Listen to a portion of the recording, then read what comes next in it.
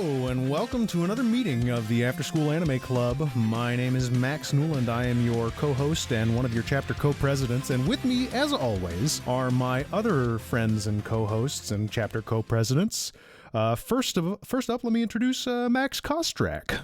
I'm the other Max Kostrak. Here I am. Max, do you remember when we tried to convince everyone you had a silent F at the end of your name? I'll never forget it, and it worked, and sometimes it still comes up to this day. Kostrak. That was 10 years ago that we started doing that. Yeah, it turns out you can really plant some seeds. Also with me today is another one of the chapter co-presidents of the Afterschool Anime Club, and her name is Stevie Matos. Hello, Stevie. Hello. Here there. How you doing? I'm doing great. I'm so happy that you're here. I'm so happy that we're all here together. You know, we've spent some really lovely time in Okayama Prefecture with the extended Masaki family.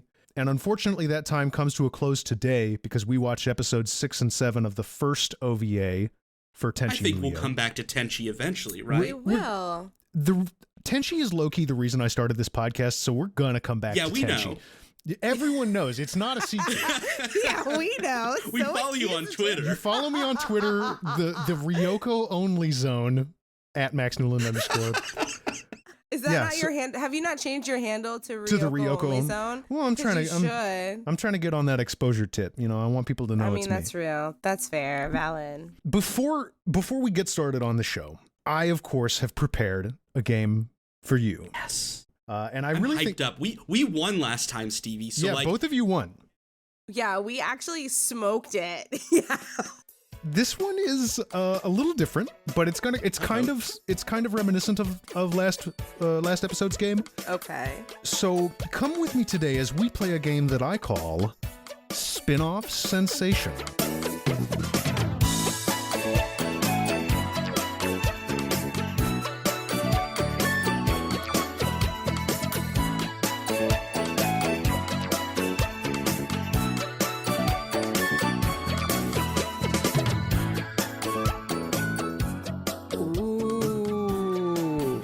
Okay, so here's the game. I am going to describe to you the plot of an anime series. You have to tell me whether this anime that I've just described to you is part of the official Tenchi franchise or not. Oh, like the core run? Okay. Well, just part of the Tenchi franchise. The Tenchi franchise is large. There are many properties. I have, of course, omitted names and proper nouns that would give it away. Right. Because some Tenchi series involve actual Tenchi and some Tenchi series involve like his relatives or his friends. Okay. Got it. So, okay. Got it. Yeah. So you're going to get a brief description. And you tell me whether that's Tenchi or whether I've described a different anime that is not Tenchi related. Got it. Okay. I believe I started with Stevie last time. So we're going to start with you today, Kostrak. Okay, pressure's on. So here is your anime. A 15-year-old boy unwittingly travels from his homeland on Earth to the alternate world of Geminar, where war is waged using Seikijin, or sacred mechanoids. With his kindness, tenacity, and skill, our hero becomes a celebrity in the academy where Seikijin pilots train, earning him the affection of many of its female students. However, a secret faction is working behind the shadows inside the academy, and a wide-scale conflict which will engulf the entire world of Geminar in war. Is this a Tenchi franchise? The fact that you're calling the protagonist skilled makes me think that no, this is not a Tenchi franchise. Is that your final answer? That's my final answer. Unfortunately, that's incorrect. This is Tenchi Muyo War on Geminar. And the 15-year-old boy in question is Tenchi's cousin, Kenshi Masaki. It's not Tenchi? No. Kenshi Masaki. It's Kenshi. Yeah, Tenshi's 17. This kid's only 15. It is an isekai. When was this made? This is from, I think, 2004, 2005. That's an early isekai. Yeah. Yeah, that is. Just like Tenchi Muyo was an early harem anime. Trend-setting. This franchise has kind of been a trailblazer, weirdly. And yeah, the entire fourth OVA of the series is dedicated to like justifying the existence of this anime, unfortunately. So it's not great. People don't love it. Oh, no. Well, I've dropped this ball on the ground. Stevie, if you are welcome to pick it up. I will do my best. God, I hope it's something. I hope I get like something like Gurren Lagann. Come on. Here we go.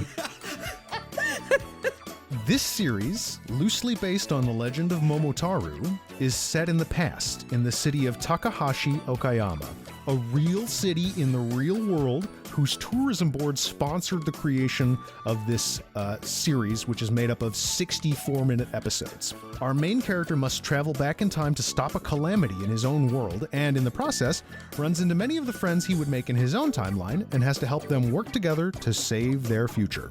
Is this a Tenchi series, yes or no? Go back in time? Mm-hmm. I feel like no. Is that your final answer? Final answer. Okay, well, Yeah. unfortunately, this is a Tenchi series. What? Damn it.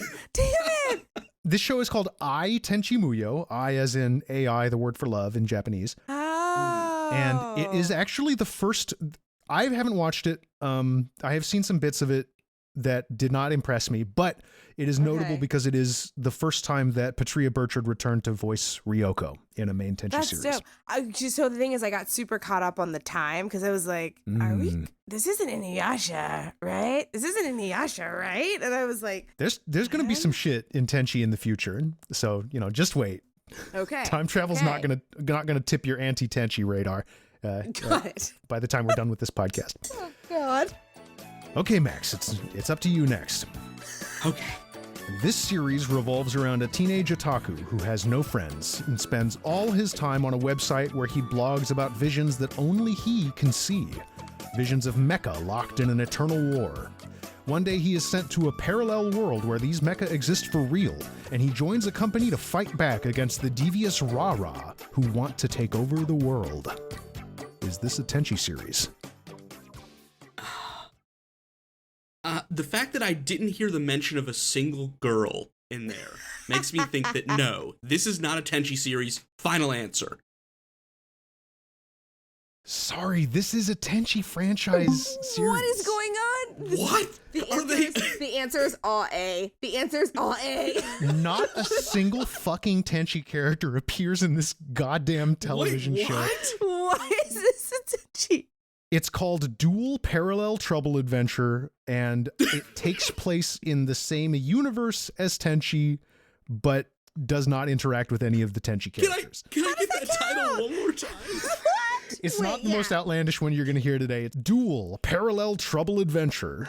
Oh no, it's the first thing that comes up in the search bar. I'm furious. Mm-hmm. Oh. All right, that one hurt. I'm not going to lie. What? Are you ready, Stevie? You're up Oh next. my, you know what? I might as well be. Let's go. A young man with a kind heart and superhuman strength leaves his village on Sandy Planet, parentheses, a desert world, in search of a runaway friend. During his heroic quest, he's accidentally engaged to a renegade space pilot. Now they're on the run from the evil emperor of the galaxy and his bumbling henchmen. But even worse than the incompetent bad guys are the disastrous cooking contest, exploding spas, and cheerleading aliens. Is this a Tenchi series? Cheerleading aliens? That's what it says on the back of the box. Anyway. Desert planet. Desert. Oh no. I want to say no, but I bet you it's a Tenchi. I'm going to say yes, and let me be wrong. Watch. Yes, it's a Tenchi. Is that your final answer? Yeah, it's a final answer because the answer is always A. Well, you're correct. You've earned the first point. Yes. This is called, I just want to make sure we all hear this. This is called Photon, the Idiot Adventure. What? That's really what they call it. No. I did not realize Tenchi was this far-reaching. Yeah. Again, just like Dual Parallel Trouble Adventure, there are no Tenchi characters that appear in this. The only connection is that this takes place far in the past in the same world as War on Geminar. Oh, so this is okay. Okay. So this establishes some world building stuff for War on Geminar. Got it. Oh my gosh. Okay. There really is no need for Tenchi. There is no. We can just yeah. go have all these other adventures. Absolutely, 100%. Yeah. That's what I'm learning. Yeah, right? Right. Correct.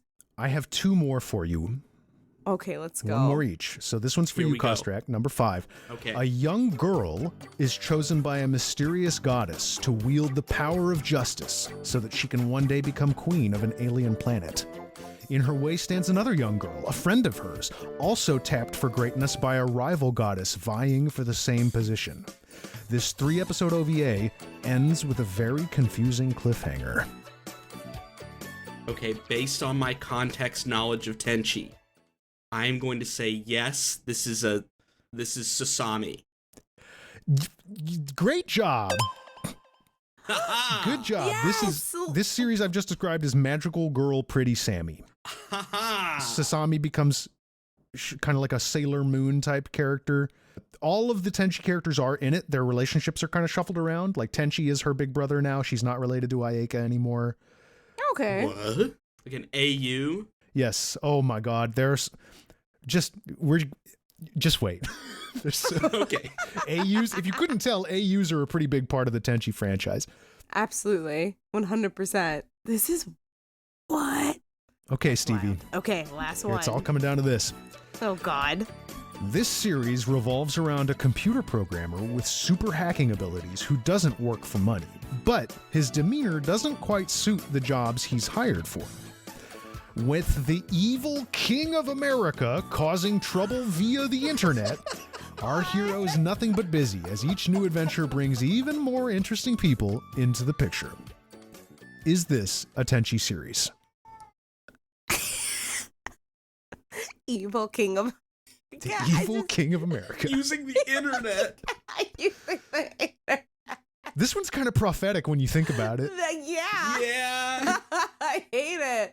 It hurts in a deep part of me. I'm gonna say yes because I just really feel like these are all Tenchi spin-offs. Yeah, you guys figured out my game here. I just picked 6 series that are spin-offs. This is called Battle Programmer Shirase. And actually, I'm cheating a little bit here because it's a spin-off of Magical Girl Pretty Sammy, not a spin-off Oh. of It's a Tenchi spin-off Strict. of a spin-off? It's literally spin-offs on top of spin-offs in this fucking my franchise. God. Well, you guys did great. I think Stevie won that. I think you got 2 points to Yes, Max's Did I? one. Stevie did win. Okay. Like by one, though, right? Congratulations. Thank you. I just realized that For we all were that's going worth. we were going by standardized test rules. All right, like answers always C or A, one of them. Standardized test rules. You just spell out the word hello on your sheet using the bubbles. And then they see that and they think, what a nice person. I absolutely did that on the ACT and somehow managed to get a 17 in the math. Holy shit. Not bad. No, that's one level, like any one point lower, and I would have had to be in remedial math my first year of college. Yeah, but you also guessed. I guess so hard. I guess so hard. I'm pretty, okay, not smart. And you know karate. I So do know karate. that's worth something. All of that's worth something. I know it. I know. Strong Mihoshi vibes in this house. Are you guys ready for the summary? Let's go. I let's love these go. summaries. Yes. Okay, I had a tough time with the summaries this time because a lot Yeah, because fucking the happens second in these one's just episodes. like vignettes. Yeah, it's just chock full.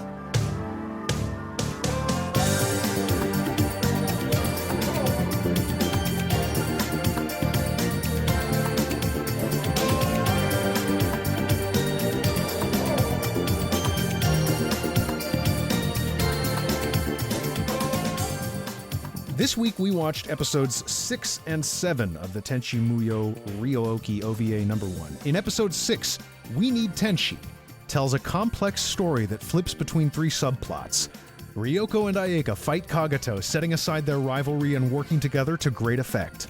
Mihoshi, separated from the group by her cube, frees a pink-haired girl from a prison in the mirror world beneath the Soja. This is Washu, the greatest scientific genius in the universe, who created not only this ship, but Ryooki and Ryoko as well. The third storyline follows Tenchi, saved by Azaka and Kamidake. He meets Tsunami, another embodied tree spirit like Funaho and Ryuo, who shares with him the secret of Jiraiya's power. Just as it seems Ryoko and Ayeka might be a match for Kagato, he plays his trump card, sapping the power from Ryoko's jewel to charge his big gun, which he fires at planet Earth. At the last second, the Lighthawk wings appear again before Kagato can finish draining Ryoko's energy, and Tenchi arrives to finish things up. His rusty old piece of junk isn't enough on his own, however, and Kagato steals the power from all the gems. Who needs gems, though? When all hope seems lost, Tenchi manifests the Lighthawk wings from within his own body and defeats Kagato with a single blow. After some tension-breaking fun, Kagato's ship explodes. But because this is primarily a comedy show, everyone's okay. Back at the Masaki family home, it's just another peaceful breakfast. Finally, episode 7, The Night Before the Carnival, delivers on the show's premise in a big way.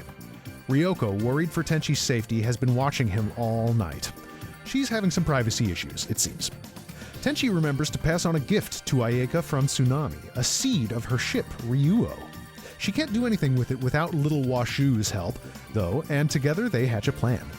A bit later, Washu's zeal to study Tenchi's biology leads them to a very dark place before Mihoshi interrupts. Later, Ryoko and Ayeka vie for Tenchi's affection with lessons learned from Nobuyuki's literal library of shoujo manga, including some feeble meet-cutes and an attempted horoscope pairing. After some Ryooki antics, the two girls have a moment of peace in the floating bathhouse, hatching a plan to get Washu and Mihoshi out of the way. A quick prank call later, and Mihoshi is headed back to space where her boss is stunned that she completed the suicide mission he sent her on, and she requests a new assignment, patrolling the solar system. Back on Earth, Ryoko sneaks into Tenchi's room, but his new security system drops her in the lake. That night, Sasami is awakened by a disturbing nightmare, and Ryoko and Ayeka fight outside of Tenchi's bedroom. Neither gets to spend the night with him, thanks to the aforementioned security system, and both end up outside just in time for Mihoshi to crash her ship into the house, destroying it completely. As the episode ends, everyone awakens in the floating bathhouse just in time to see Ryuo's sprout take root. And that's the end of Tenchi Muyo Ryooki. It's all come full circle. It truly does. You know, we start with a crash, we end with a crash. We start and end with a bang. Yeah, Big first old my bang. school is destroyed, now it's my home.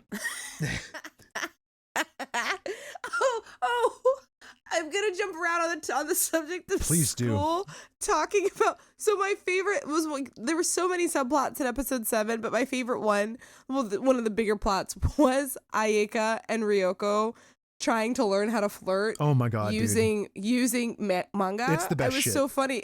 Incredible. It was when she sent him a note and she was like, "I'll meet you after school." And he's like, "After school? Like, I haven't been to school in a month. What are you talking And about?" then she's waiting at the shrine and it's dark and raining and she's like, "School should be over by now." Yes. Yeah. I really enjoyed the reveal that Tenchi's dad like literally has a library full of shoujo manga.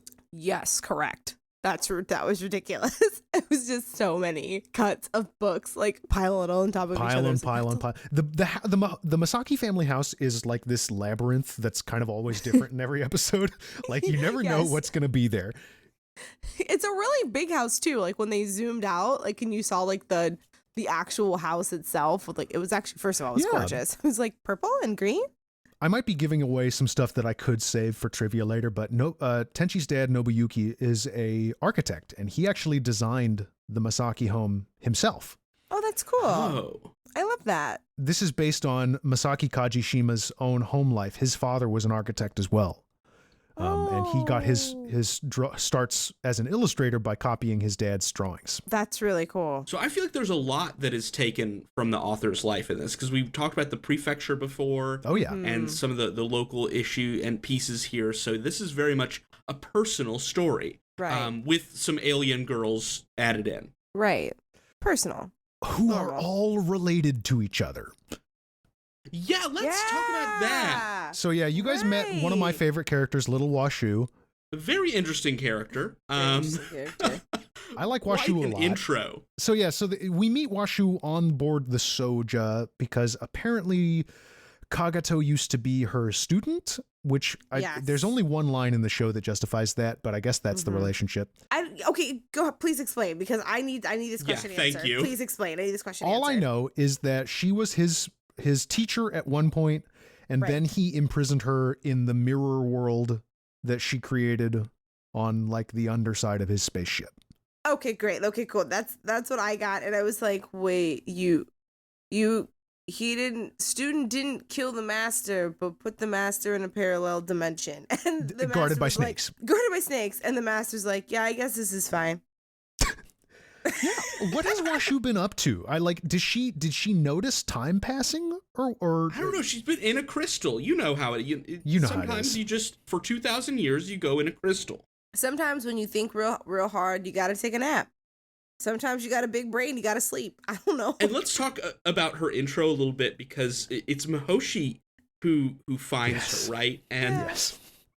First by fighting big snakes and reading them the Miranda rights. Yes. By accidentally, I still don't understand how, by somehow accidentally getting trapped in the mirror world. That little cube helps her like jump between parallel universes. Yeah, she has a plot cube. Yeah, plot cube. Yeah, literally. Her cube. sonic screwdriver, her Yes. space tech. Quite literally. Oh my god. Now because I know this show has so many AUs on it, now I'm like deep in the paint here with Doctor Who Mihoshi crossover shit. But yeah, her little cube is the thing that like keeps her like in a certain reality, I guess. And that thing like malfunctions and like put her through the floor. So I think the cube's purpose is to be like I think Max had the nail on the head. It is kind of like a sonic screwdriver like device that is. Absolutely. Yeah, they call it a control cube, I think. There we go. So I think the idea is that she's somehow controlling the Soja with it. She's controlling Kagato's ship, which allowed her to like enter the mirror world. But according to Washu, this mirror world is like a separate dimension that you can't Right. just enter and leave whenever you want. So what's the truth? Right. That was my thing. I was like, hold on, but they got out of it eventually. I was very confused there for a minute. But what I wasn't confused about was her bunny tail on her spacesuit, which I really loved. Always appreciate Mihoshi's That's just a bunny tail. fashion choice. I would cosplay as her all the time. Her costume in this episode, really great. I actually genuinely like Yeah. all of the costumes. Like Ryoko's got her battle suit Oh yeah, on. everybody looked very Okay, cool. The battle suits are fucking clutch, okay? Yeah, no, Ayaka's battle 100% suit agree. Is sick. With the cool fucking paint on her face. Yeah. Dope. And her hair gets a little darker too, I think. Yeah. Which is interesting. Everybody gets cool as hell. That was cool. And it was actually, you know what? When it comes to animation, like the fight animation, it was really cool Yeah. to see Ayaka actually whip ass. Like that was Yeah, cool. dude. Even though it's like two floating heads, it was cool to see how Ayaka's, like what Ayaka's powers were and how they worked. And I thought that was pretty rad. I like that. Yeah, because we have not really seen that up till now. Her Yeah. really Mhm. doing some shit. Yeah, no. It's only been really Ryoko. Mihoshi has never really had the opportunity. She's just been drunk most of the time. So it was cool to watch her just like come in with a bazooka, essentially, and be like, "Excuse me, wait for me, please." To readjust large gun on her shoulder, like keeps moving. Like, I thought the fighting between the Ayaka Ryoko pair and Kagato, I really enjoyed that. that was a cool fight. There were some really good shots in that. Yeah, that was a And cool this fight. great team up energy, like Ryoko and Ayaka working together works for me. And Yes. like their powers combine in very interesting ways. Like Ayaka at one point uses her little like mini guardians to like hold Kagato while Ryoko goes in for the big blow. Where she drops a column on him, I think. Yes. Right. Oh my god. And then Ryoko like merges with the column and becomes a giant stone Ryoko. Yeah, that Very was cool. Ryoko That has was this like super Superman cool. thing going on where she just pulls powers out of nowhere that Mhm. nobody heard Yeah, of I have before. not understood anybody's powers so far, but it's No. okay. I'm just enjoying the spectacle, right? Right. This isn't a fighting anime. This has No. fights in it. Yeah. No. This is like a gag anime with fighting. Yeah, it's a good it's a Boom. good Yeah, I read. was like, this is a fantasy set in space with pew-pews. We've got lasers. They don't do laser stuff. This is not science fiction. And what I love about it not being like hard sci-fi is they don't have to explain any Yeah. of that shit either. Like we No. don't Oh yeah, one throwaway line here or anything like that, but it's No. not trying to get you on board. the Soja Mhm. is cool and powerful because Washu made it. That's all you really need to know. Like Kagato Yep. is cool and powerful because and like it was a big mystery why Kagato was so powerful, but now we know he was Washu's student. That's all you really need to know. Yeah, that's the most important information. Also, we also know that he absolutely has a thing for Andrew Lloyd Webber. So Yep. Also crucial information. Real Phantom vibes. Yep. I was literally sitting there painting my nails, and I just happened to look down because I was putting on my first coat. And when he hit that organ, I snapped my head up so fast and nearly knocked over the bottle of blue. I was like, really? I was trying not to make another Phantom of the Opera joke in this next podcast episode, but I guess here the fuck we are. He's inviting it. It's Chekhov's organ. If you introduce an organ in Act 5, you got to have a pasty weirdo play it in Act 6. It would have been disappointing if he didn't play it. Honestly, I would have been mad if we didn't hear those keys get tickled. I would have been annoyed because I would have been robbed of the joke. So what's going on with Tenchi? You guys got any questions he's about? Not dead. No, he ain't dead. Just sitting in a bubble, huh? Just sitting in a bubble? I find it funny that Azaka and Kamidake have no comment about the fact that they saved his ass when typically they they're are very kind of quiet talkative. this whole time. They form a magic force field around him. He communes with the ship or whatever. Yep. And they're just like chilling out. And can we talk about these two guys for I would a minute? love that. Yes, please. Let's just shift. It's not just here. I think my favorite moment of them is the end of the episode, and I think a little bit in episode 7, where they're acting as guard posts to the house almost. Yeah, to the house gate. And they're like, scaring away mailmen. It's a good day for breakfast. It's a really nice day out. Just chill. Super chill. Look, they're silent, good dudes, you know? The good guy Gregs of the universe. They don't need thanks. They just Solid need to do a bros. good job. Solid bros. Solid wood. Solid wood. Do y'all have any questions about the relationship between Tsunami and Sasami? I wanted to make sure we get on that. No, actually, my questions are about the relationship between Washu and her daughter. Okay. Yeah, let's do that. Yeah. So okay, this is confusing to me because it took me a second to realize what was going on here. So Kagato turns Ryoko to stone at one point. Right. He just does that to her. And then Washu brings her into the mirror world and revives her, just sort of turns off the petrification. Mm-hmm. And I thought this was a neat touch. When she brought her into the mirror world, her sprite flipped. Did you guys notice that? Oh, I did not. Her the black stripe on her face went over to the other side, the way it would if she was reflected in a mirror. Oh, that's cool. I did not clock that. That's dope. Nice. But yeah, Washu apparently created Ryoko from one of her egg cells. Her literal ex. 2,000 years ago this happened. 2,000. So Ryoko is a 2,000-year-old artificial human who is kind of halfway a clone of Washu. Which explains why they kind of look alike. And of course, the first thing Washu does is criticize her body. Yeah, not a great scene. Horrible scene. It's just gross because she's like she makes an ageism comment and she makes a body image comment, and it's like, what? And then she's like, I'm your mom. I'm like, what is this? Yeah, and then she drops the mom.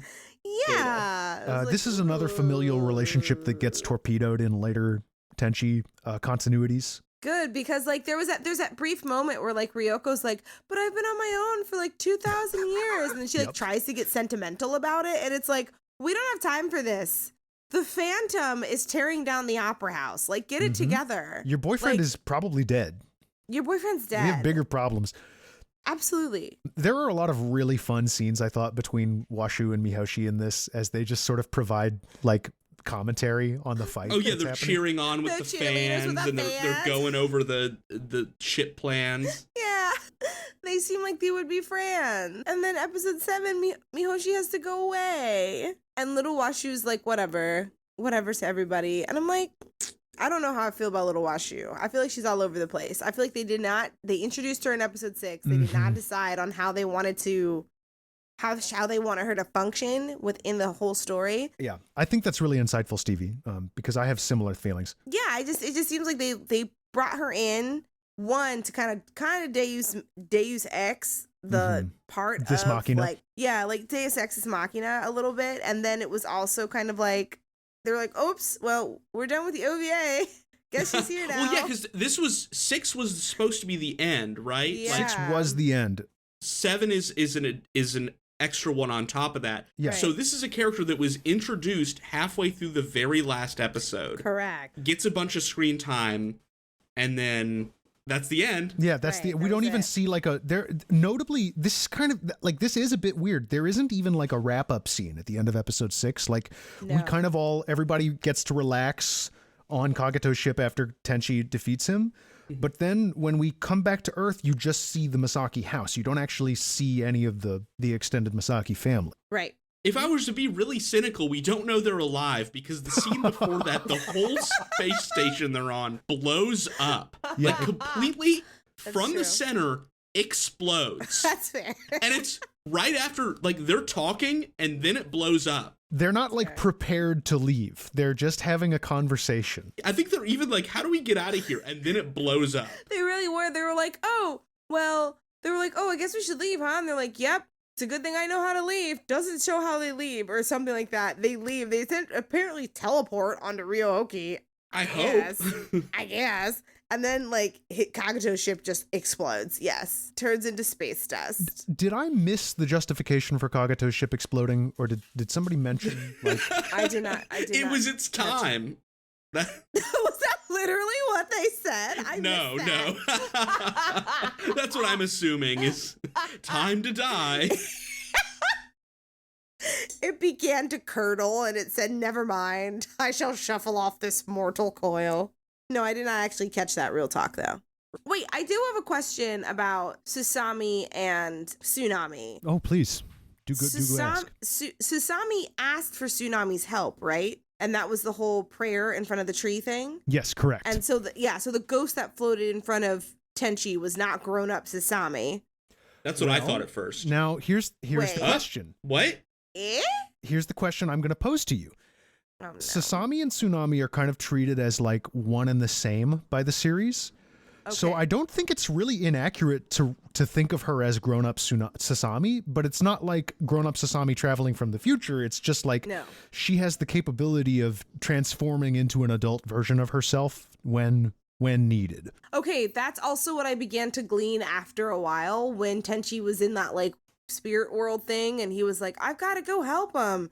But he's talking to Tsunami the whole time. And there's another key piece of this, which is that Jirai royal ships, not only are they both spaceships and trees, they're also people. That's right. Yes. Notably, Yosho's ship Funaho is his mom. It is Yeah. literally his mother who became a spaceship, who became a tree. Oh, my head hurts. Yeah. So Tsunami is not only kind of Sasami's like alternate self, but also a like secret warship of Jirai, Right. Huh. which Right. is what that ship was that appeared in between Earth and Soja when he was shooting that big gun. Okay, cool. Okay, got it. Cool. Okay. That Also, this makes episode sense. has that cool fucking Akira Kurosawa thing where the two sword guys dash past each Oh. other and then one of them dies. It's my Yes. favorite thing. That I never, love that ever thing. gets old to me. No. And I can say that honestly because I'm a fan of One Piece. That never, ever gets old to me.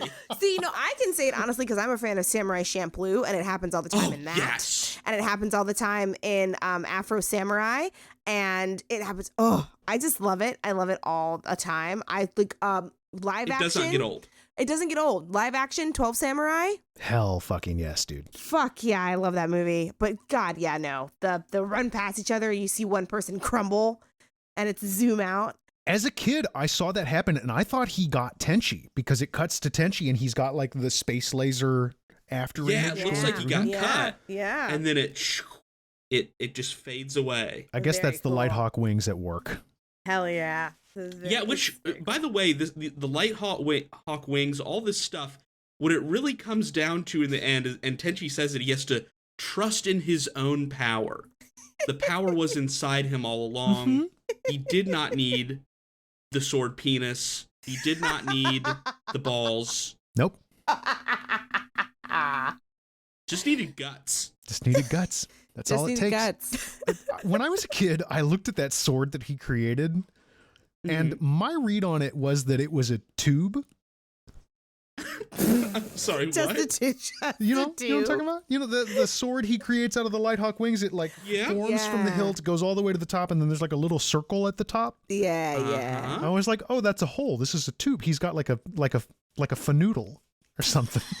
Like a bubble what? Like a pool noodle? Yeah, like a pool noodle. And the tactical advantage here, or the purpose I is... don't fucking know, dude. Wobble, wobble, wobble, Shoots wobble, water wobble. out of the top. No, literally, as a kid, I was like, oh, he can put the jewels in the little hole. Oh yeah, just load them in there. I don't know why I thought this shit. Fill him like a Pez dispenser. Hey, you were 9. We're not gonna It's judge true. you. No Yeah. judgment. No judgment. A thing we learn later on is that the jewels that are in, I don't know whether this is like in an OVA later or if Masaki Kajishima was just doing an interview and he's like, so this is what's up with the jewels. But supposedly the jewels that Ryoko has and the jewels that are in the Tenchi sword are different. And specifically the jewels that Ryoko has are like evil jewels that Kagato created that allow him to mind control her, which is what happened in episode 5. Makes sense. Okay. And they're like also like power limiters. So if she's using her Kagato jewels, she's much weaker than she's supposed to be.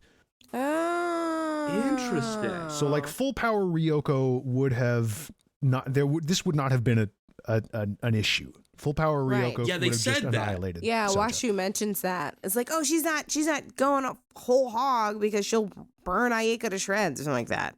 Well, that's the other thing too, is that she also is now friends with Ayeka in a weird, twisted way. Yeah, they're Kind of. frenemies. They're very fake friends. They're very fake friends. Very fake friend. They are. They are extremely fake friends. Episode 7, they are the fakest of friends. Yeah, can we shift to say there's so much that Absolutely. happens in episode There's so 7. much that I happens feel in like we need 7. to get to. Because episode 6, like it's over, right? Like we've Yeah. talked it. Here's the story. It wraps up. We beat the villain. Everybody goes home. Yeah, we Hooray. saved the day. Yeah, for sure. And episode 7's like, here's your horny reward. So first off, right off the top, it is called The Night Before the Carnival. Nobody mentions a carnival. There's not a single carnival mentioned. There's no carnival because, guys, it's the night before. But I had to speed through. I had to speed through the last like 5 minutes of it because I actually stopped and like looked up the 7th one because I was like 10 minutes into it the first time I was watching. I was like, I haven't heard anything about a carnival. Is this the right episode? I don't remember. Let me double check. I did the exact same thing. I was like, Wasted time making sure. No reference to a carnival whatsoever. Is it that they're calling this a whole 3-ring circus? Because there's some fucking clowns in this circus. Let me tell you Yeah, what. right? Absolutely. there's some clown shit in this episode. Just absolute clown shit. I've been talking this one up a lot, and I really do just love this episode so much because it is just. There's some great hijinks in it. It's the right? only thing I want from Yeah. Tenchi. I don't care about the plottiness. I don't care about the space battles. I just care about these fucking idiots trying like hell to win the affections of the most nondescript man on the planet. Humpty Dumpty looking ass. Dunder-headed ass bitch. But yes, this episode was not part of the original VHS. If you Right. wrote in to get your Tenchi Muyo VHS, they would send you the first 6 episodes. This came out later, and let me tell you, this is something I only learned as an adult, much later. There was a second special VHS release on top of episode 7 that is not a numbered episode of Tenchi Muyo that is called the Mihoshi Special. I would love to watch it with you guys sometime. Yeah, what's Yes, that? let's add it in Yeah, stick it on to the the, list. to the roster somewhere. Yeah. Yeah, so this episode is all about like just the domestic shit. It's the closest we get to just slice of life Tenchi in this 7 episode OVA. Mm-hmm. And this is where everybody gets. I feel like because you had mentioned before that first 6 episodes, not straight, like harem as I've traditionally understood it. Yeah. And this episode is like, oh, remember what this anime is? Here it is. Yep. Right? Everybody wants to get in Tenchi's pants. Yeah. I mean, quite literally. Some of them quite literally, yes. I thought that scene was interesting. I remember leaning back in my chair when I heard Washu say, "Let's shake the dew off this lily." Can I tell you something? Whoa. Can I tell you something crazy? They did Yeah. not cut that line in the Toonami broadcast. That is the line they used. They show her reaching into his pants. Whoa. They got bold on that one. that was the whole thing. I mean, Hoshi comes in and she's like, what are you doing? And Hoshi's like, I'm just essentially playing doctor. No, And she I'm like, says we're playing doctor. Yeah, she says we're playing doctor. And I'm like, we're gonna, okay. Oh boy. And That's not like, an excuse. Well, I don't think Mihoshi knows what that is. no, but I'm just very much like, and the whole time Tenchi's just like, I just want to eat. I'm like, whose fantasy is this? That all you want to do is get breakfast. It's Masaki Kajishima's fantasy. I'll just tell you right now. All you want is breakfast. And this lady is like, please, let me truly like string your ass up and inspect you. Like the most ironic of quotes around inspect. Like, because I'd be like, bacon though? This is after like Washu's establishing character moment in this episode, which is demanding to be called Little Washu. So weird. Yeah, what was Out of that? nowhere. What was that scene? What Of course, in the Japanese, she's demanding to be referred to as Washu-chan. That's the Okay. the way they translated that. And the Got thing it. is that Washu is okay. I like Washu the character. I think she's funny. She is one of the most despicable tropes in anime. Which is she is a 20,000-year-old adult in the body of a 12-year-old child. This is a problem. This is a problem. And this Sorry trope about never that. goes away. This No, trope never goes away. It's still happening, unfortunately. It still happens. I mean, I make this joke all the time, but like one of the most grueling animes I had to get through recently when it came to character development and relationships was Seven Deadly Sins, because Meliodas is the exact same I trope. couldn't get through it for that reason. I had to drop it. It was so hard. I'm like, and I stuck with it for the fights. And Bon and King actually have really cool fucking arcs, but I was fucking taking a lot of pee breaks during Meliodas and Elizabeth, because yeah, he's the same trope as Little Washu. I have not developed any kind of tolerance for that, and No. it's rough. Oh no, like I mean, I wouldn't have. It got to a point where I just literally wasn't watching those scenes, and I was like, this isn't necessarily worth my time. But like, yeah, that first season was gross. First season was gross. I'll go ahead and say right now, just to put any fears aside, Washu is not sexualized in this series overtly. Yeah. Mm-hmm. There is an episode where she builds an adult body for herself. And in that episode, she has like a sexy adult body, but Little Washu, the Washu that we see, is not overtly sexual. Like the nurse outfit is one thing from this episode, but Right. they don't really go back to that well, thankfully. Mm-hmm. Yeah. Yeah. It's just really like the lecherousness of the character. That's really what it is, right? Like it's not even like, oh, like is she sexualized or not? It's the fact that she knows how old she is in relation to everybody else, and she acts like that, and it's like and it's like regardless of the gender of the character, it's like, come on. You're immortal. Yeah, I'm gonna need you to not. It's always difficult for me with these things because it's this idea of like, oh, well, it's explained, right? She's 20,000 years old, or it's in the story, and I'm like, yes, but somebody wrote that, my dude. She's a fake character. She does not exist in the real world. That was a choice. Yeah, I don't know. So it's like there's some moments where it's like clever, and then there's some moments where I'm like, ooh, well, like it's like, no, thank you. And what makes it even more complex to me is that this scene comes right off what I thought was one of the best jokes in the whole episode, which is where Ayaka's in her room trying to get help from her, and she's like, you gotta help me with this seed, and Washu hands her a flower pot. Oh yeah, That was good. That was very good. And the line is, really good. have a flower pot. That's all it is. It's have a flower pot. Yes, it's Not in the Japanese script at all. They added that for the Americans. That's very good. That one was it was really funny. I mean, I loved that. I also loved Ryo-Oki's subplot of just trying to eat every carrot within a 5-mile radius. But I love Ryo-Oki for forever.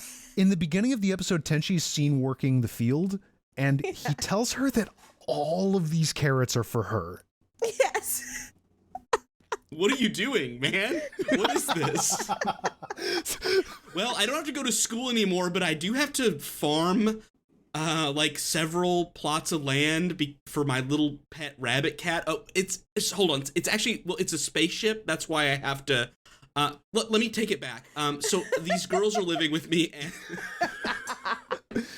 Rent $500, groceries $120, carrot seeds $5,000.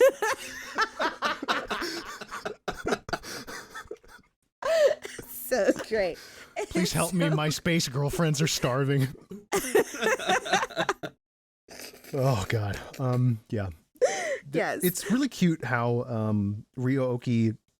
No, nobody ever gets mad at Ryo-Oki either for like causing all of these problems. They just accept that she is the way she is, and that's fine. Ayeka got mad at her when she's trying to plant her chip, and Ryo-Oki tries to eat it, and she's like, "It's not a carrot." But she's the only one who actually gets mad. But then Ryo-Oki cries, and then she feels really bad. So I guess she doesn't really get mad at her. She always It's got that yells at cute her. factor, right? It's Yeah. this is how all technology in the future will work. When it acts up, it will just be too cute for you to get upset with. Like, oh man, I can't get mad at my car because it is a very cute anime bunny. It's Fuck. I accidentally gave away all your passwords and credit card information. Oh no. I'm just thinking about my kettle, like apologizing for like burning my tea. And just Oh being no, really I sad. scalded your little hand. I scolded you. I guess it's I'm so fine. sorry. Bandaging myself. Yeah, like squeezing aloe onto my hand. No, don't cry. Stop crying. Please, it's bad for your burner. Please don't cry. Please don't cry. What did you guys think of this plan by Ryoko and Ayeka to get Tenchi all to themselves? To essentially get the other girls out of the picture, right? Yeah, Yes. Without killing them. Notably with don't kill them. Don't kill just them. That was need them to hard not for be both around. of them. I missed the part where they got rid of Washu.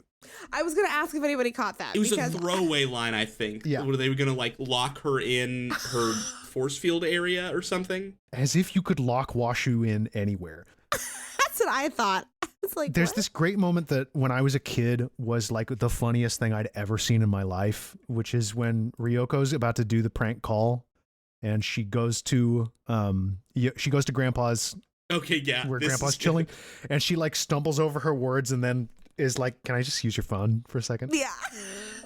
But the real gag that I caught this time that I never caught as a kid is that she's on the phone with Mihoshi, and Yosho, without looking back, picks up his table, moves closer to the phone, puts the table back down, and continues drinking his tea. It's so good. Like he just absolutely lifts the whole table up, scoots back, Yeah. sets Right. it down. Sets it down. And I like how he's just like, after it, like just is just like, I'm not gonna interfere. I'm just gonna be here for shenanigans. This is like, the most fun I've had in 700 years. and then just gives Tenchi's hand away to every woman who asks. That was yeah. that was hilarious. He's like talking to Mihoshi and saying like, "You'd be a good girlfriend for Tenchi, I think." But then Ryoko's like, can I marry Tenchi? And he's like, sure, you can course. marry. I don't give a shit. Fine. Whatever. Whatever. So fucking. I've been it was alive for great. 700 years and I've only known this kid for 17 of them. So, you can do whatever you want as far as I'm Yeah, concerned. we're related, apparently. I mean, go off, I guess. Real quick, what is he doing now? Like generally with his life. Like what is Who, what Grandpa? is Yosho's purpose? Oh, he works at the shrine. Writing inspirational quotes. He tends the shrine and he writes inspirational quotes. He's just this is his retirement essentially. Oh yeah. Yep. Mm-hmm. Okay. I can respect that. Stevie, what did you get any insight onto like what he's doing in that moment when he's just He was sort of sitting. He was writing like poetry or like grandpa-isms or something. Yeah, it's for the book he's writing, I guess. Yeah, he's writing a book. Called Tenchi Muyo. Whoa! Not very much dad in this episode. Not a lot of Nobuyuki Masaki. No. We haven't gotten a lot of dad at all, I Dad feel. kind No, of he disappeared really since didn't. the hot springs incident. Yeah, he just we just left him there. Just They left him killed in the him. hot springs. They killed him. Yeah, when they wake up at the end of episode 7 in the floating bathhouse, it's only Tenchi and the girls. Dad and Grandpa are nowhere to be seen. They just noped out. They were like, cool, you got this, my dude. See you later. You guys destroyed my house. I built that. He's an adult. He probably went to go get a hotel. Honestly, yeah. Truly. Like, enough of this. Right. You can go wreck the lot all you want. If you need me, I will be down at the Holiday Inn just Call me if you need me. No problem. The ending of this episode, I thought, didn't really hit that hard. Like the joke at the end of the episode is very funny, where Ryoko and Ayako both forget about the trapped on Tenchi's door. Yes. The episode just kind of ends. There's not really a lead into the next stuff, and there's also not really a conclusion to anything that happened. They all just kind of see that Ryuo has sprouted and is growing again, and that's kind of they do it. plant that seed. Doesn't Sasami have like a spooky dream? Oh That yes, somebody's coming for Tenchi. yes. Okay, so that does set up. That is to set up They OVA do number plant 2. a little bit of a seed there, but I agree with you, Newland, in that like both episodes 6 and 7, neither of them had like a definitive, I don't know, sort of like finality to them. No. I mean, 6 did in a sense of like wrapping up that storyline, Right. but especially with it leading into 7, it is like, okay, well, and this is this, like, we've established kind of the status quo, but also we blew up the house. I don't know where they're going. Right. The end was very unresolved. Yeah. Like it kind of gave me the vibe of what every first season of a TV show does nowadays, where they're like, well, we're going to leave a lot of loose ends in case we get picked up by somebody or we get greenlit for another season. Well, in this case was a solid bet, right? Yeah, solid Yes, bet, right? yes, for because sure. it was so tremendously popular that they had to create 2 extra episodes for it. Right. And then, like, apparently 50, offshoot Goddamn spin-offs. fucking spin-offs. Yeah. Fucking had to make a code programming spin-off off of spin-off. And when this aired on Toonami, they went straight from this into the 6 episodes in OVA 2. So there is, Right. they blow the house up, and the next episode, the house is fine, and there's nothing. Wait, what? Yeah. They never addressed the house? I think there's some hand waving, like Washu built them a new one or something like that, because that's That the would thing. make sense. Yeah, she had a magic house building machine or something. Well, Washu's got to be the Deus Ex. Yeah. They've eliminated their need to explain anything. Right. Now that we've got the greatest genius in the history of the universe. She's like, oh, yeah, no, that's just bending space-time. I do that for breakfast. So, yeah, that's Washu. That makes sense, though. Did y'all notice the silhouettes beside the mysterious woman in Sasami's dream? No. No. So this is introducing a concept that it's not spoilers for me to talk about because it's like very early in the next series that they get into it. There is this concept in the Tenchi Muyo continuity of like these 3 all-powerful goddesses that exist in the universe and like control everything from the shadows. Oh. Yeah, I played this game. It was called Legend of Zelda. I didn't notice that, but that kind of... Wait, so then I have a question, Newland. Does that mean 2 of those goddesses are the 2 goddesses in Magical Girl Sasami? Is that one of... Or is I don't that... know. One of them might be. I don't know. Oh, yay! I'm so good at guessing. See, this is why I got a 17 on my ACT. Yeah. So good at guessing. Good See, job. I'm so good at guessing. Thank you. Jeffrey Bezos, we did it. Congratulations. Sorry, what's he have to what? No, What's he have to do with this? We're not familiar with Bo Burnham. Jeffrey Bezos, you did it. Oh, okay. Congratulations. Sorry. I got it. Thank you. I feel seen. So I know we're taking up a lot of time here today, but to be honest, this is the end of Tenchi, and I feel like here at the Anime Club, when we finish something, what's the plan here? Should we talk a little bit more overall about I'd the love to. series? I mean, what were our thoughts? Yeah. Yeah, well, I've said so much about Tenchi. I'm more interested in hearing what you all have to say. Okay. Go ahead. Stevie, go ahead. Okay. So as somebody who truly had only known Tenchi from absolutely like the last, like the ending song, watching it before whatever came after Tenchi and Toonami all those years ago, this was a really fun, hilarious surprise, especially watching it as an adult. Mostly because I'm too aware of too many things now as an adult. So many things I would have missed when I was like 10. But it was really fun. And I'm actually very interested in watching the rest of it. Like, I've never hated harem animes. I just never really got into them. And so, like, I wasn't familiar with the format at all. So it was cool to see it, cool to watch it. Really cool animations, fun characters, goofy plot lines. Like, yeah, I would absolutely watch again. I guess I would give it an 8 out of 10 because nobody's perfect, and I was like continuity, but also it's not kind of the point. So I'd give it a proper 8.5 to 9 out of 10. I would watch this. I would Wow. continue this series. I like it a lot. I think it's fun. It's very funny.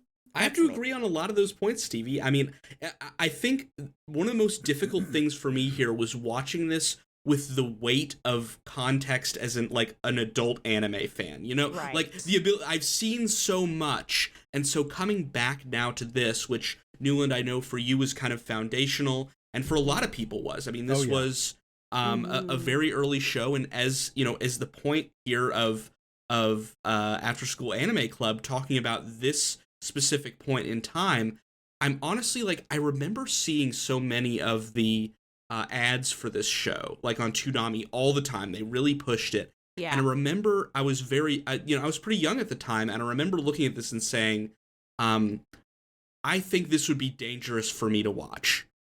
And having the awareness to know that, okay, I don't know if I can watch this. But I have to say, I really enjoyed this here, like as an adult watching this. The gags, some of the action here, the voice acting really grew on me. I really enjoyed watching this moment to moment. I don't know if I can give it an 8.5 where I stand now, and we're gonna see how it is as we move through here. I'm gonna give it a 7. Okay. I see the quality here. I see the potential. I like what it's doing. I kind of just wish it had done it a little bit better. That's real. I think you two are gonna love Tenchi Universe, the actual TV series that they made. That's my prediction. I think it suffered from having to stick to such a small amount of time. Like, it had to have a tight format, and they couldn't. It had a lot of limitations. It had a lot of limitations, and it kind of hurt This is an uphill fight. Yeah, like plot wise, there was a lot that they set up, and they're like, "Oh shit, we need to cover it." And then they were constrained by time, and so I think that's why I'm like, I'll give it 8.5 because I like where they could go. But the biggest drawback is the plot was entirely too loose sometimes. And I mentioned in the last episode, this is kind of like a rough draft of the Tenchi franchise. Like they look, it feels like that. Releasing this as an OVA weirdly gave them the chance to kind of reevaluate some things and like see what's working and what is like maybe Masaki Kajishima's own thing that we can remove from this for more mass appeal. And in fact, earlier today, after I finished watching these, I went and watched the first episode of Tenchi Universe. And the thing is, there are trade-offs when you go from something that is produced as a direct-to-video thing to a broadcast television series. Like, it doesn't look as stunning and beautiful as the OVA does. Right. Like, it still has nice backgrounds, but they're not this, like, gorgeous Bob Ross hand-painted kind of stuff. But there are some very slight changes to the characterization. They make a lot of, there are some more interesting plot ideas in it. And of course it's 26 episodes. So like they have nothing but time to develop these characters and like actually create plots that lead into each other and like involve the characters in a specific way and like hint at histories. It's a much more contiguous, it hangs together better in the end, in my opinion. Yeah. But that's all preview. We'll get there eventually. Yep. It's worth noting, I guess, that in Toonami, they bought the first two OVAs and Universe all together. So they ran Tenchi Muyo episodes 6 through 12, and then they ran Tenchi Universe right after that. So this was like a confusing time to be an anime fan because you would have watched these 13 episodes and been like, oh, I know these characters. And then the whole thing starts over, but it's different this time. Yeah, it got completely retconned halfway through. Oh, God. Yeah, that would be super confusing. Yeah. But as you mentioned, Max, we're done with Tenchi Muyo for now. And because I am not a purely self-indulgent being, and there are so many other good animes out there, we had a conversation about this off the air, but I'll go ahead and introduce it now. For the next episode, we're going to be dipping into another Toonami classic. This one from 2001 called Outlaw Star. Let's go. I'm excited. We're jumping ahead a little bit in the timeline. We are. This is going to be, I think, there's going to be some differences. Oh, it's going to be wild. I have not seen this one. Okay. I have never seen a single episode of this, despite it being recommended to me on several occasions in the past. This is like, if I had to describe Outlaw Star in like a quick elevator pitch way, it's kind of like Cowboy Bebop's ignored stepbrother. Yes. Oh. In that it is dealing with a lot of the same like settings, ideas, and similar world buildings, but it has a totally different, a completely different spin. The characters interact with each other in a totally different way. I like the characters better in Outlaw Star than in Cowboy Bebop, personally. Wow. But, you know. This is going to be really interesting. I think you're going to love it. I think this is right up your alley. Yeah. Oh, man. My take is Bebop with a reluctant hero in it. Yeah. It's Bebop with a reluctant hero in it. And because where Bebop is so noir, there's a lot of noir in Outlaw Star, but they don't just force you to just sit with noir characters that you're clearly meeting at a certain point in their life. Whereas, that's good insight. You're meeting Outlaw Star people at a certain point in their life, but you get enough backstory to know where they came from and where they're going. Whereas like character development in Bebop is a little bit more vague and unclear. It's a little bit more muddied. Outlaw Star is a little bit clearer, but I'm really looking forward to y'all watching this as adults because I watched it as a kid and then went back and watched it as a grown up, and I have got some opinions. I would also like to recommend once again the English dub, just for the authentic kid living in America growing up experience. Because we're being authentic Toonami heads here, real Toonami heads only. We are, I say, for moving forward, the dub. I may dip into the Japanese side a little bit just to hear what it was like, but I feel like the authentic experience here lies within the dub. How is this introduced to the youth of America? Yeah. Does anybody have this thing where like if you try to go back and like watch an anime that you watched as a kid and you try to watch it subbed, your brain's like, no, this isn't right. This is wrong. Yeah. Who are these people? That's not Ryoko. I tried with Outlaw Star, and I was like, no. I got to tell you, there is a reason I did not. One of the main reasons. So there is. We have the anime club like idea, the like dub, the like early anime from the 90s and 2000s. But one of the big reasons I did not want to bring any of the later Tenchi stuff in this is because Patria Burchard stops voicing Ryoko. Makes sense. They bring in. And I don't want to throw shade because the person they bring in to do Ryoko's voice, Mona Marshall, incredibly talented voice actor who has hundreds of credits under her belt. She's brilliant. She's just not Ryoko to me. That's real. No, that's real. It's a personal thing. Absolutely. Also, one last tease, Outlaw Star is the trope codifier for something that would become so huge in sci-fi that you're going to see it and go, oh my God. Yep. I'm so excited for this. Yeah. Okay, well, so for next episode, watch the first 2 episodes of Outlaw Star. I forget the names of them, but the first 4 episodes form a tight little arc, and so I figure we'll do 1 episode on 1 and 2, and then 1 episode on 3 and 4. Yeah. Looking forward to it. I want to apologize. A little earlier in the call today, I was quiet. This is a harem anime, and I didn't want to bring it up because I was a little embarrassed, but I feel like I have to say it now. I had a really bad nosebleed, and it felt like I was living my life in an anime. Oh no, are you okay? You were sick last week, and Genuinely, now you got a nosebleed? No, I am fine. It was just like it started happening, and I was like, I was like, anime? Anime did this? Oh, no. If you or someone you know has been harmed by anime, get in touch. It's a real thing that happens to people. It's not just what happens when an anime guy gets horny. I have never randomly. Did you know that? Did you know noses can bleed when you're not horny? Actually, I didn't tell you guys. This is the first nosebleed I've ever had. It was really freaking me crazy. out. No, I'm kidding. That's where air goes. Only air and boogers. Kostrak, I want nothing but the best for you. I am so stressed. I want nothing but the No, best it was very funny. I just didn't want to interrupt with it. But here at the end cap, I just wanted to mention that was my handicap for today's episode.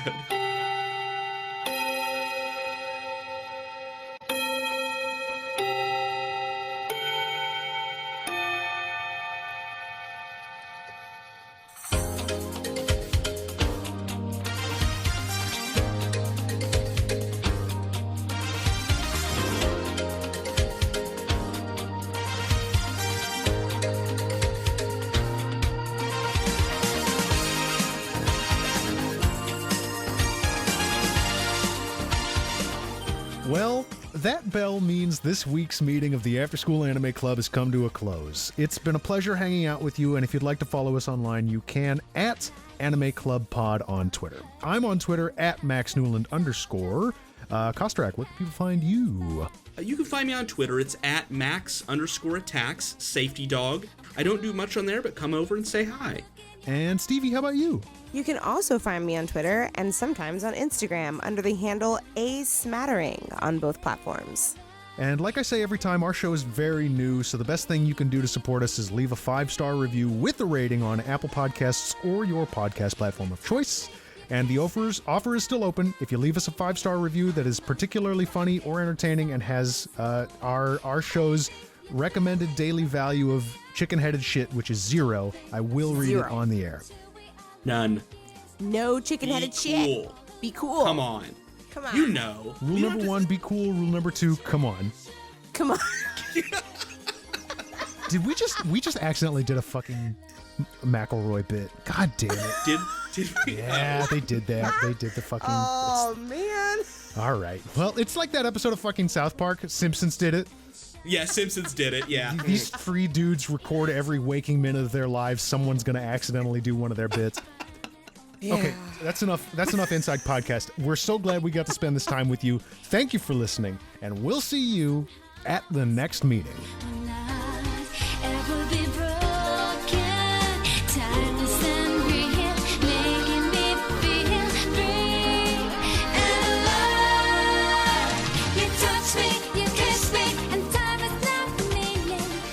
Afterschool Anime Club is a proud member of the Moonshot Network. Find more great shows like ours by following at Moonshot Pods on Twitter and Moonshot Network on Twitch.